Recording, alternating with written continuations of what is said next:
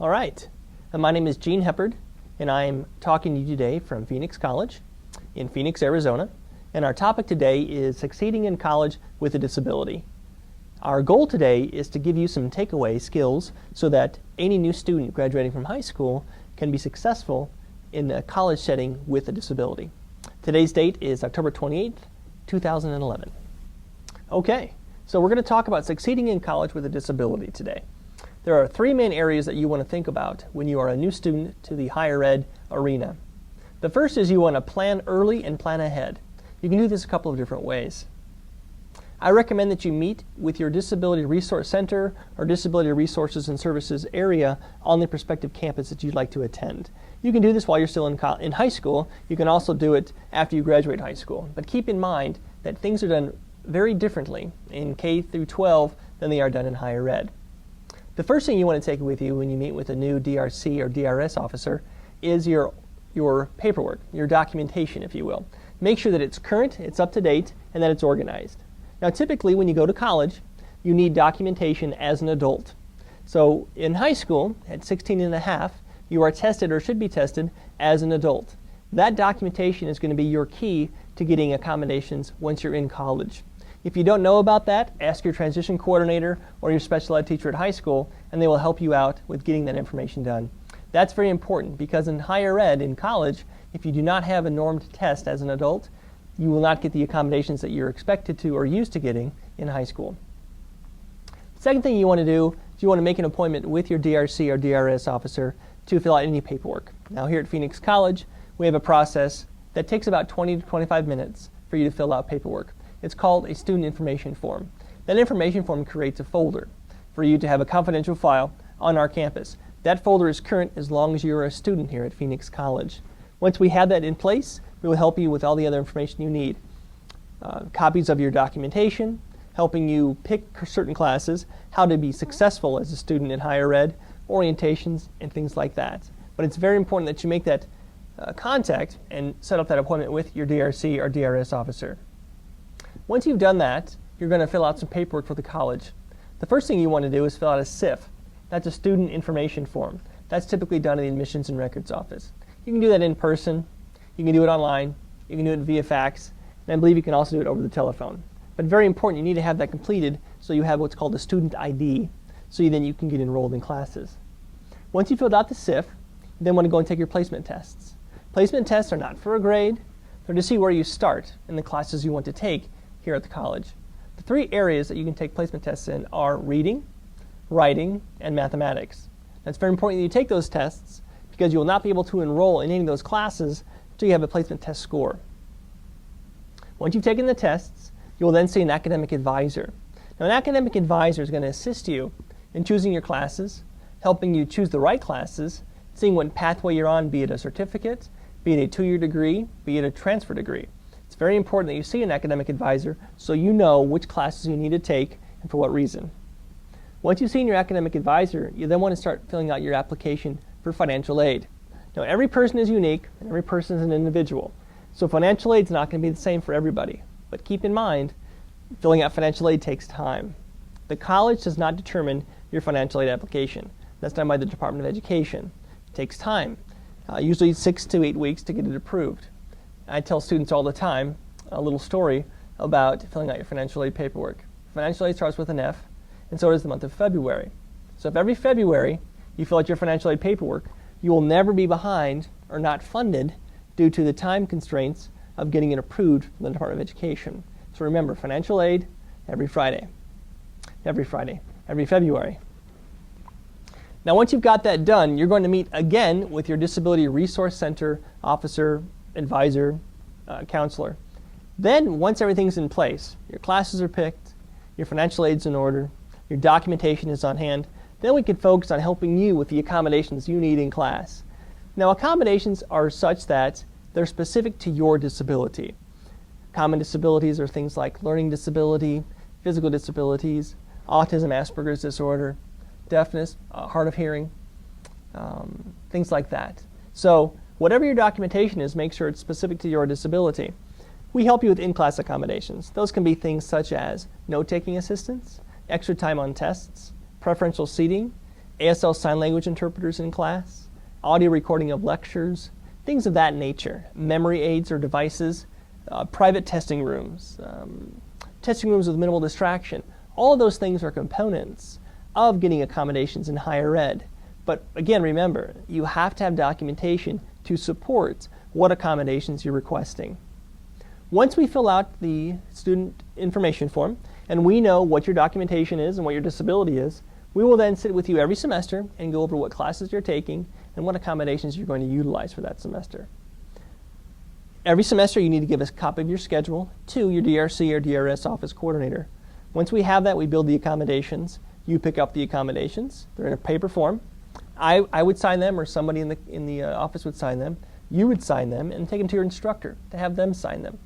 Once you have a discussion with your instructor, talk about your needs and what you're going to be using that semester, you then bring the signed forms back to the DRC office, and then we put them in your file. Now keep in mind, schedules change, classes get canceled, classes get moved, so you want to make sure that you be aware of where your classes are the week before classes begin, and know that there are sometimes changes we have to make. Instructors' names get changed. Again, classroom locations get changed, classes get canceled. So the sooner you can give us your schedule, the better off we'll be to get you set up for that semester. And then you're just responsible for using those accommodations every semester.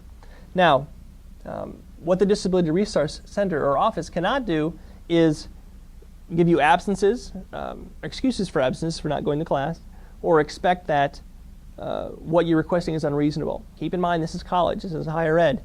This is no longer K through 12, or the No Child Left Behind, if you will. You're here in college because you want to be here. You're here because you want to get a higher degree, you want to get a career of some sort, you want to transfer on to the university. And those are things that are very noble, but you want to make sure that you understand it's different than K through 12. So keep in mind, you're here because you want to be here. So you're expected to be in class. You're expected to do homework.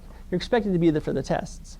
What you received in high school can be very different than what you receive in higher ed. But we can have that discussion and ask any questions you have with the Disability Resource Center and those representatives that can help you. Again, Phoenix College or any other higher degree institution is here to help you be successful with your career goals. So keep in mind, the more effort you put into it, the more time you prepare and plan for the things that are expected of a student, the more successful you're going to be. But the Disability Resource Center is here to help you to be successful, to complete your college goals, and so that you can move on to other things outside of this college. Okay, so now you filled out all your paperwork, you're ready to become a student at Phoenix College, or excuse me, in higher ed. So what do you want to do? Well, you want to plan ahead. So I would recommend a day or two before your classes begin, go to the campus, walk around the campus, get to know the campus, know where things are located, know where the parking is located, know where the bus stop drop-offs are located, know where things like Dial-A-Ride or community service providers drop off students that are getting driven to the campus, know where the cafeteria is at, know where ATMs are located, and know where the Disability Resource Office is located and where the faculty offices are located. Now keep in mind, college campuses are a little more spread out than high school campuses. So each college, if you will, is its own entity. So you have the nursing college, you have the liberal arts college, you have the life science college, you might have the mathematics college, things like that. And those instructors are housed in those buildings or in those areas. So you'll want to know where those are located based on the schedule you're taking for that semester. It does not hurt to plan ahead. It does not hurt to think about it's going to be busy that first day of class or that first week of classes. It's going to be haphazard. There's a lot of new students there that don't know where they're going. But the better that you can prepare for your success, the more comfortable you're going to be, and the better received you're going to be in the classroom. You're going to be relaxed. You're going to be ready to learn. You're not going to be jittery and nervous about where to go next. So keep in mind you want to do that every semester. Now if you are sight impaired or visually impaired and you need assistance with navigating the campus, just make the appointment with your Disability Resource Center officer or coordinator, and they will take the time to show you where your classes are located. They'll map out the campus for you. Keep in mind, a lot of campuses, if you do drive to campus, require that you get a permit of some sort. So you put it on your windshield so you don't get a ticket. If that's the case, plan ahead and do that. Know where other services on campus are located, where the counseling service is at. Where is campus safety located? How do you navigate multiple campuses? Are all your classes on the same campus? I know here at Phoenix College we have 2 or 3 different campuses, so that make sure that when you read your schedule, you know where you need to be. Keep in mind, on most campuses, the first week of classes, is kind of a learning curve. So if you get to class that first week and for some reason it's not what you expected, or you don't get along with that instructor, or the class is in a location you don't like, or there's something in the syllabus that doesn't lend itself well to what you want to learn, you have that first week to change those classes and you'll be held harmless. Meaning you can go to an academic advisor, you can meet with somebody to talk about what's another class that you can take. If you do not change it that first week, you're going to be held liable to be in that class for the next 15 weeks. So keep in mind, you've got that first week to change your setup, to change your class schedule. After that, you're going to be in that class for the next 15 weeks. So plan ahead. Know that each schedule that you make is for 4 months, typically, fall and spring semesters. That's like a full-time job. If you're not a morning person, don't take morning classes. If you're not an evening person, don't take late evening classes. Build your schedule to where your strengths are. So if you know that you learn best in the hours of 10 to 2 every day, then try to pack your classes in those hours so that you're at your best to learn. Keep in mind, this is a long time. It's like a full-time job for the next 4 months. You're expected to pass your classes in order for you to keep your financial aid, but you're also expected to perform in the class. So there's classroom activities, there might be homework outside of the classroom, there might be projects you're expected to complete outside of the classroom. So make sure you know that before you commit to that 4-month schedule. And also keep in mind, you have to perform as a passing grade in order for you to continue to get financial aid. So what is a passing grade? C or better. Make sure that you do get a C or better. If you're not, make sure you talk to your instructors, talk to the counselor. Somebody can help you to maybe build that grade up to get that to a passing grade. Because if you do not pass all your classes and you are requiring financial aid to pay for your classes, you will be held accountable for that. The last thing you want to do is fail out of classes due to not being able to receive any more financial aid. All right, some students who go to college also utilize community service to help them be successful in college. One of the biggest providers that you might have that you've utilized before is called vocational rehabilitation. Now, vocational rehabilitation will assist you in going to college as well as being successful. After college, their main focus or their main goal is gainful employment. So keep in mind, if you're going to Phoenix College or some other degree institution in higher ed, you want to work in tandem with that VR counselor. So what does the VR counselor need to know? Well, they need to know your class schedule. They need to know your financial aid status, whether or not you're getting the Pell Grant or receiving the Pell Grant, or student loans, or other scholarships. Because any monies that you get from financial aid that don't cover the cost of tuition, Voc Rehab can potentially help you with. They also need to know what you need assistance with regard to learning and being successful. That might include some type of software, adaptive technologies. Maybe it's a laptop computer. Maybe it's a LiveScribe pen. Maybe it's tutoring outside of the classroom. Maybe it's assistance with transportation. All of those things you want to discuss with the VR counselor. Now keep in mind, if you do this ahead of time and proactively, you're not going to be waiting for them while you're trying to be successful in class. So you always want to plan ahead. You want to plan ahead with any community service that you're using. Whatever's available to you, make sure you tap into it and use it to its full potential.